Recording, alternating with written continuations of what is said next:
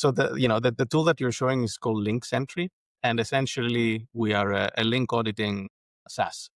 And so pretty much based on what we're discussing so far, we allow users to continuously audit the links, the external links on their website. And from a point of view, maybe like in your case, you guys are a web agency, you have your own clients. You can actually deploy this on 20, 100, 500 of your clients. And then every day you can essentially get different alerts for different sites, right? And you can also set policies that say, okay, for this website is sort of a highly critical website. I will be much more strict with it than I will be with this one. That's just like someone's calling card, but on the web. And so yeah, what you're showing now is essentially the kind of continuous violations that Link Sentry is finding based on the policies that you have turned on. So what are the things it's looking for, and why is it important that people need to look out for this?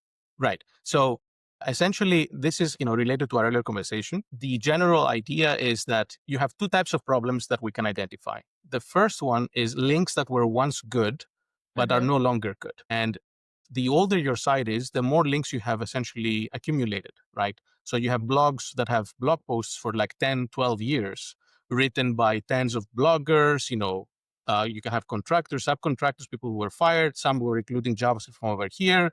Some were sending we're doing anchor links over there. So my claim is that pretty much no one has this good overview of what it is that they're linking to, right? And so what Link Sentry does is it essentially first provides this to you. It uses your own users to map your link surface and tell you that, okay, across all of your site, you are linking to these, 150 external places. And based on these, then you can turn on policies that say, okay, there are things that I don't want to happen with my links.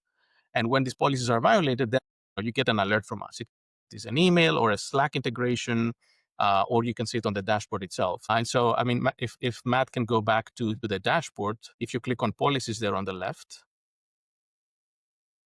there you can essentially see the policies that we support. So, you can say, okay, warn me when a link is broken, or warn me when you have a cross-domain redirection. So I have a link, let's say, that is pointing to food.com, but when I visit it, it redirects you to bar.com. That is a weird thing, right? Why is that happening? So we will flag this. You can detect low-ranking websites, which is one of the violations that Matt showed earlier. So you can put a threshold that says, for this specific client on this specific website, I don't want them to be linking to anything unpopular. And so if you turn that on and if you put in a threshold in the policy settings, you will get an alert that says, hey, someone is linking to a thing that is not in the top 500,000 sites of the web. And we have, if you look through this, we have essentially violations for TLS errors, like a self-signed certificate, an expired certificate, a wrong host certificate, unencrypted links, like if you have HTTP links instead of HTTPS links, we will flag these. And you can put even block lists. You can say, I don't want to be linking to Russia. Just, I don't want to. And this will actually enforce this for you. You will get an alert if and when one of your links ever is resolving to a Russian IP address. Mhm. Is this something that a technical person has to be? Do you have to be technical to use this tool, or is it more non-technical people friendly I as mean, well? I implemented it, Meeky. How technical am I? Joking. So if we have done our job well, then Yeah. everyone should be able to implement this, because essentially all you have to do is you have to drop a little bit of JavaScript on your page.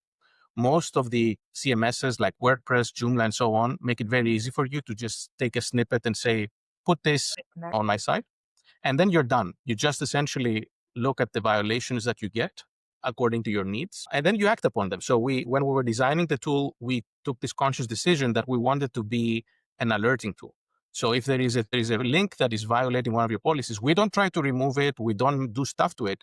We just tell you about it, right? So we never break anyone's website because we don't change anyone's website. We just map the links, and then we tell you which of them are policy violating links. Stay tuned for the next episode on Monday afternoon.